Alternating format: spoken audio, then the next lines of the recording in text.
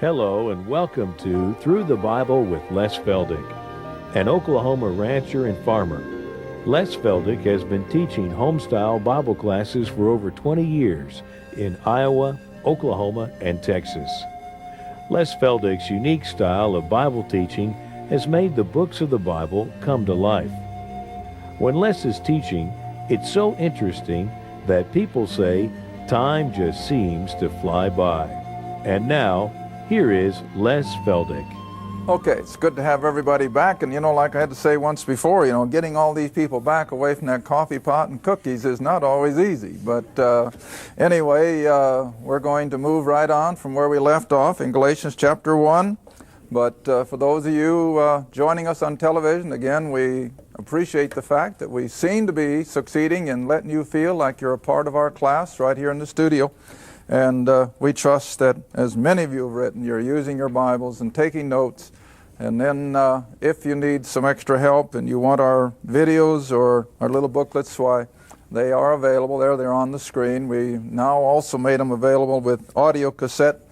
But whichever, we do it as a service, not that we try to generate income from them.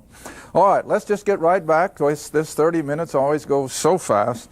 Come back to Galatians chapter 1 and pick up where we left off at the end of our last program. We're finally now, Peter and James and John, Galatians chapter 2. Galatians chapter 2, where we left up. Thank you, Angie. I would have had everybody confused. But in Galatians chapter 2, and Peter and Barnabas have finally gotten the okay from the leadership of Jerusalem that they can continue their ministry to the Gentiles, and they will continue their ministry to the Jew, but they're going to put some strings on it, as I said. Number one, that they wanted Paul to remember the poor saints in Jerusalem, who remember have been there now because of the events of Acts chapter 2 and 3 and 4, where they sold all their goods with the idea that the king was coming. They wouldn't need them. And when the king was rejected and didn't come, why, they were naturally left destitute. And so God providentially is providing for them now with the offerings from Paul's Gentile converts. And we looked at that in the closing moments, that Romans 15 and 1 Corinthians 16 designated that those offerings were for the poor saints in Jerusalem. All right, now let's just read the verse a minute, and then we'll go back to Acts, where in verse 9 of Galatians 2, when James and Peter and John, who seemed to be pillars, perceived the grace or understood the grace that was given unto me, they gave to me and Barnabas the right hands of fellowship, that we should go to the heathen or the Gentiles, and they, I'll put in the verb again, would go to the circumcision or the Jew. Verse 10, only they would that we should remember the poor, that is, the saints there in Jerusalem, which Paul says we were forward to do. All right, now let's come back to Acts 15, and we'll see that they also added a couple other little strings to the whole deal. In Acts chapter 15, and it's kind of interesting, as we looked at it a few programs ago, that in verse 12 of Acts 15, after Peter has finally come to Paul's rescue, and I've always said if he wouldn't have, Paul's gospel would have died right then and there. But of course, God is sovereign. He had Peter ready now, and I maintain that's the big reason he sent him up to the house of Cornelius, is not just for the house of Cornelius, but that Peter would be in a mental position to come to Paul's defense at this conference in Jerusalem 12 years later. God always sees the big picture. We see the near term, but he sees the big picture, and we're going to see another graphic illustration of that a little later in Galatians. But Peter suddenly realized that, yes, he had gone to the house of pagan Gentiles, and he hadn't brought them under the law. He hadn't introduced circumcision, and while he was yet speaking, what happened? They believed. And of course, they didn't believe Paul's gospel. That hadn't been revealed yet, but they believed that Jesus was the Messiah of Israel, and God saved them. All right? So then verse 12 of Acts 15, then all the multitude, that is of these Jewish believers in Jerusalem, then all the multitude kept silence and gave audience to Barnabas and Paul, declaring what miracles and wonders God had wrought among the Gentiles by them. Now there's another point. You remember what 1 Corinthians says? Let's go back and look at it. It's been a long time. Hold your hand in Acts. We're going to be right back. 1 Corinthians chapter 1, verse 22. And you can't escape this. It just constantly comes up in front of you. 1 Corinthians chapter 1, verse 22. I'll wait until you all find it. 1 Corinthians chapter 1, verse 22. And again, most people, I suppose, just read right over it. But what a graphic statement. For the Jews require what? A sign. The Jews require a sign. Like Missourians, you know. And so the Jews said, unless I see a sign, I won't believe. Well, God knew that, and He put up with that all the way up through their history. Now, you know that. When Moses was first confronted, he was a typical Jew, and he says, God, they're not going to believe me. How do I know? And what did God have to do? Show him a sign. Throw your rod on the ground. And then when he got into Pharaoh, and the only way he could convince the children of Israel that he was legitimate, he had to do it with signs and miracles. Why have I always said Christ performed all those miracles in his earthly ministry? To prove to Israel, see? To prove to Israel who he was. And I think he so graphically showed the difference in the mindset of Jews and Gentiles. Because back in his earthly ministry, he told the citizens of Capernaum that had the people of Sodom and Gomorrah witnessed what you have witnessed, what would they have done? They would have repented in sackcloth and lashes. Why? They wouldn't have had to said, well, show us a sign. They were Gentile. They were ready to believe it for being able to hear it. But the Jews required a sign. All right, now then back to Acts 15.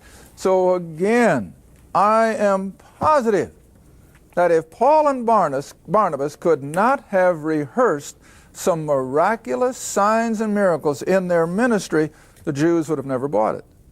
But since they could, according to verse 11, they were convinced. And so that's what it says. All the multitude kept silence and gave audience to Barnabas and Paul, declaring, now that is Paul and Barnabas were, declaring the miracles and wonders that God had wrought amongst the Gentiles. Well, that got the Jews' attention. Now then, verse 13, so after they held their peace, that is the Jews, James answered. Now, who's the moderator? Well, you'd think it should have been Peter. Here we have a big, important conference settling something that's crucial. Peter's not the conference moderator. James is. And if I'm not mistaken, it's not even the James who was of the 12. I think he's already been beheaded. This is the other James. So you see, Peter has slipped out of his place of being the head man, and now it's James. And now he says, men and brethren, hearken unto me. Simeon, that is Peter, hath declared how God at the first did visit the Gentiles to take out of them a people for his name. And to this agree the words of the prophets that is written, after this, that is, after calling out a people for his name, God told the prophet, I will return and build again the tabernacle of David, which is fallen down, and I will build again the ruins, and I will set it up, referring, of course, to his second coming. And then come all the way down, if you will, to verse 19.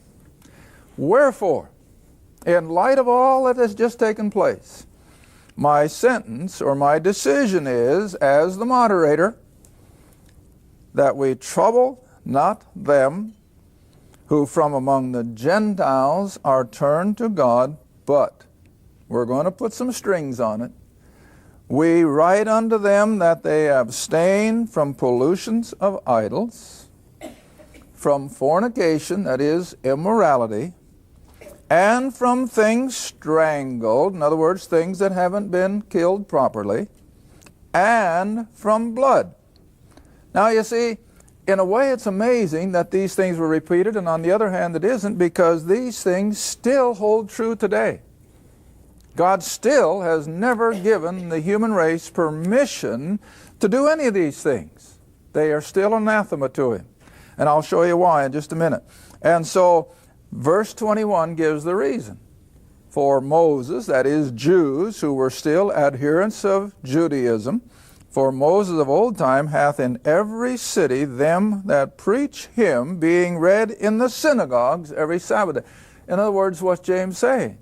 Now look, if you're going to go out into the Gentile world and preach this gospel of grace, that's well and good, but for the sake of Jews who are in those pagan communities, at least make your converts understand that some of these things are still fundamental, going all the way back to the law of Moses. And that, of course, Paul agreed with. And I'm sure that he taught it as such. All right, verse 22. So then it pleased the apostles and elders with the whole church, that is, the church of Jerusalem, to send chosen men of their own company to Antioch with Paul and Barnabas. And they wrote letters after this manner, verse 23, confirming it, that it was in writing, and no doubt they signed it, that they were no longer going to force them to keep the law and practice circumcision and so forth. And then drop down to verse 29, and the Holy Spirit has seen fit to repeat it, that this was part of this written agreement that went from the Jerusalem church up to Antioch, that you abstain from meat offered to idols, and from blood and things strangled, and from fornication, from which if you keep yourselves you shall do well. All right, now let's go back to the Old Testament a moment and see what they were referring to. And that would be in Leviticus chapter 17 and 18.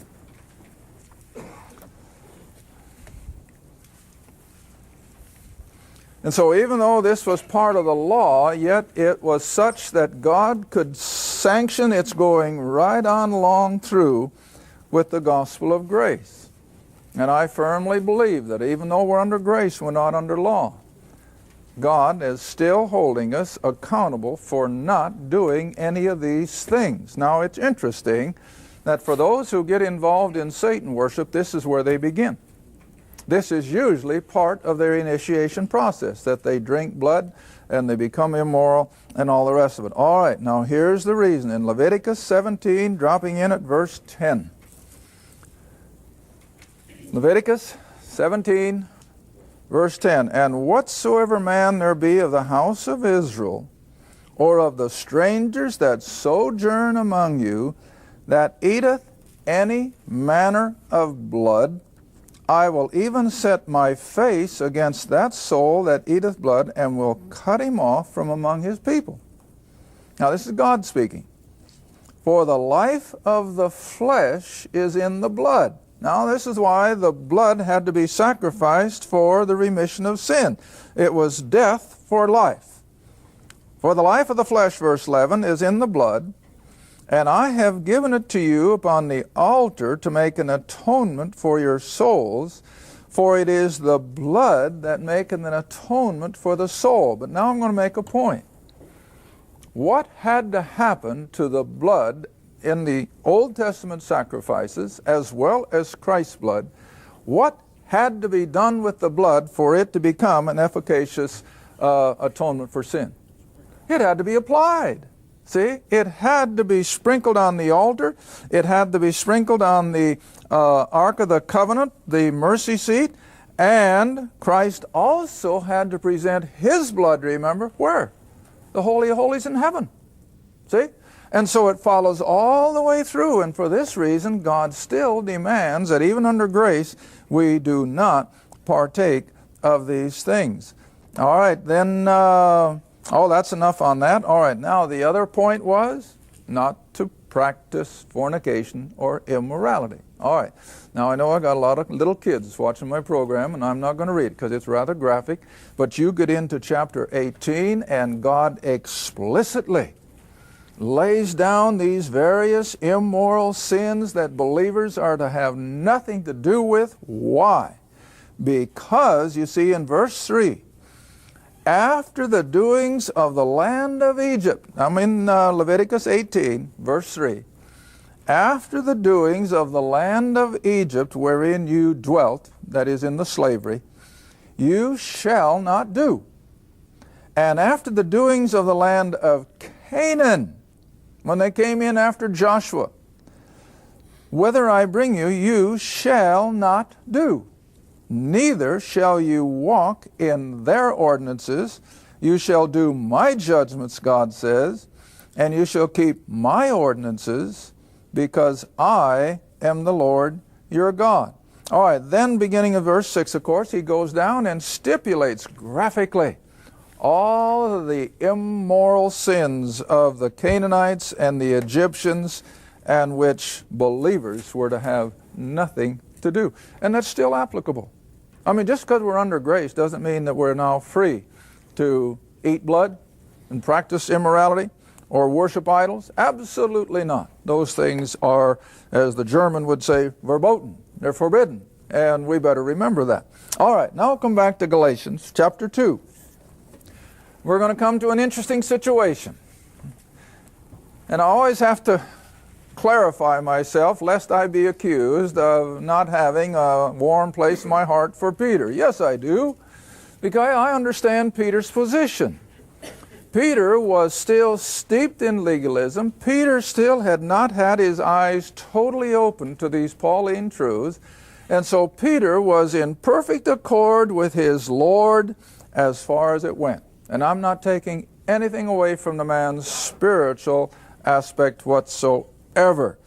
But he could not comprehend what it was to be totally out from under the law. And so now, sometime after the Jerusalem Council, and this has all supposedly been settled, that these Gentiles under Paul's ministry, who had been saved by the gospel of grace, were free to eat whatever they wanted to eat. They were not under any law of dietary form whatsoever. And Peter comes up to visit the Antioch church. And now look at it. It's rather interesting. Verse 11.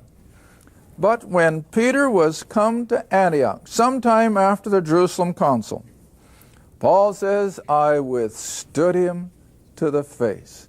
Now, I think he had to get on a soapbox to do that, because I think Peter was a big, tall Galilean, and I think Paul was pretty much a short, typical Jew. And I can just see, if Paul was face to face, he had to look up at him, but I say he must have jumped on a little box or something, because I can always remember back when I was farming in Iowa, I had one of the neighbor's kids who would help me. And whenever he wasn't tall enough for something, he'd throw down a bale of hay and he'd jump on it so he could look at me eyeball to eyeball. See? Well, this is what I kind of see Peter doing. He must have either jumped on something so he could look Peter in the face, or else he had to look up, because I'm almost positive he was much, much shorter in stature than Peter. But nevertheless, what does the statement say? I withstood him to the face, publicly. See? My, that must have been an embarrassing thing for Peter. And look what goes on. And so he says, I withstood him to the face. Why? Because he was to be blamed. He was at fault. Now, this isn't the first time poor old Peter stumbled, nor do we get to the place where we don't stumble. So again, I'm not taking anything away from Peter. He was just as human as all of us. And here he stumbled, and Paul called him on it. All right, verse 12. Here was the whole reason. For before, that is in time-wise, before that certain came from James, see, who is now the head man at Jerusalem, when emissaries came to Antioch from James's congregation in Jerusalem, before that, Peter ate with Paul and those Gentile believers, regardless of what the meal was. But after these Jewish people came up from Jerusalem, what does Peter do? Hey, he's scared of them. He's afraid of them. And so to continue on and maintain the testimony of Paul's gospel of grace that he could prove to these Jews from Jerusalem, hey fellas, we are free to eat whatever we want to eat. We are no longer under the dietary laws. We've been set free from all that. Instead of that, Peter gives in. See? Isn't that a something? He gave in and refused to go in and eat with Paul's Gentile converts. Well, can you imagine what this did to the Apostle Paul? Boy, now Paul had that little short temper side of him. I know he did. He has to apologize for it. And I think Paul just got real upset with Peter. Now, Peter, you're being two-faced. That's what we'd say today. When there wasn't anybody from Jerusalem, you didn't have any problem eating with us and my Gentile converts. But as soon as those people came from Jerusalem, then you say, No, I'm a good Jew, I can't do that. And so Paul calls him on it. And so he says, he did eat with the Gentiles, verse 12, and when they were come, he withdrew and separated himself, that is, from the Gentiles, fearing who? Not God, the men from Jerusalem. Now, you know, I've always given Peter credit, and I still do. Do you remember that leading up to his crucifixion, and suddenly when he saw that Jesus was arrested, and the young maid thought she recognized him, and you know the account. She said, well, you're one of them. What did he do? He denied it 3 times. He denied it. Swore. Why? He was afraid of the powers that were. But I've always made this point, and I'll make it again. After Peter witnessed the resurrection and the power of it, what happened to him? He was a different person. He was no longer afraid of anybody. He stood up to the Jewish religious leaders. He stood up to the Romans, and no doubt took a martyr's death because of it. But here, as an ordinary practicing Jew, in a moment of weakness amongst these Gentile believers, he blows his testimony again. And Paul has to call him on it. And so what does he say? Verse 13. And other Jews, because of what Peter did, other Jews dissembled or withdrew likewise with him, even to the point insomuch that Barnabas, good old Barnabas, that's seen everything that Paul was accomplishing among the Gentiles, even Barnabas was carried away with their dissimulation or their hypocrisy, that they couldn't eat with these Gentiles. All right. Verse 14, but Paul says, when I saw that they walked not uprightly. Peter not walking uprightly? No, not here he wasn't. He was failing miserably. And Paul says, and when they were not walking uprightly according to the truth of the gospel, what gospel? Paul's gospel. The gospel of grace, which now sets us free from these dietary rules and regulations. There is now no difference between Jew and Gentile. And Peter was not yet ready to recognize that. All right, let me show you what I'm talking about. I've mentioned before, we've used the verse on the program, but it's been a long time ago. Come back to 2 Peter. And I think this is such an enlightening verse. I taught for a long time before I found it, but what a verse. Dropping down in 2 Peter chapter 3 to verse 15. 2 Peter chapter 3 verse 15. All got it? Where Peter writes. Now remember, this is just shortly before he and Paul were martyred. This isn't in the beginning of his ministry. This is way at the end. He's had all these years of being in contact with Paul and Paul's message, and still he writes by inspiration.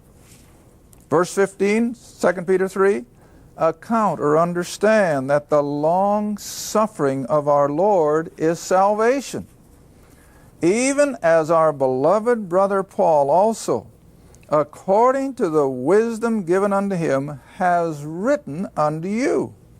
Verse 16, as also in all his epistles, speaking in them of these things. What things? Salvation, the gospel of grace.